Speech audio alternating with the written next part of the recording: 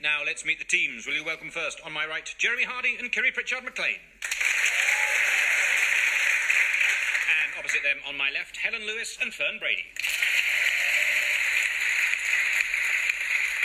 Jeremy, who's decided sanctions are no big deal? Donald Trump. There is fever pitch in the Middle East. Of course, it all starts with Netanyahu's weird presentation about the Iranian nuclear program.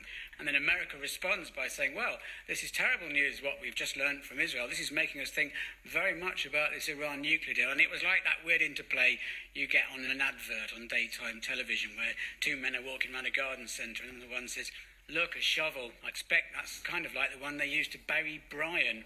And the other one says, makes you think, doesn't it? That's why I've taken out over 50s life insurance. And so America went into this cod, this is terrible news that we've heard out. This confirms what we thought.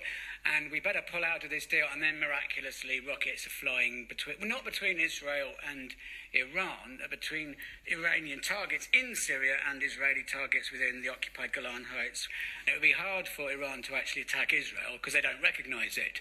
I don't know why they don't recognise it. It looks exactly like Palestine.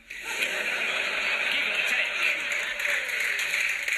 Mainly take, obviously. What Netanyahu is doing is making Israel a very, very dangerous place. And one of the whole points of Israel was supposed to be a safe place for Jewish people to be. And Netanyahu is making it one of the most dangerous places in the world for Jewish people to be. But then I suppose in a way that was probably always the point, because Britain kicked off this sort of situation with the Balfour Declaration. And if Britain had wanted to create a safe place for Jewish people, they'd have said, you know what, you can have the Cotswolds. Very, very fertile, it's very picturesque, and it is so dull. If there's anything you could do by way of show business or tailoring, just liven the place up. But it is by far the prettiest and most balls-achingly tedious part of the United Kingdom. So by all means, have it and do what you will with it. But that's not what happened. Would anyone like to speak in defence of Netanyahu or indeed the Cotswolds?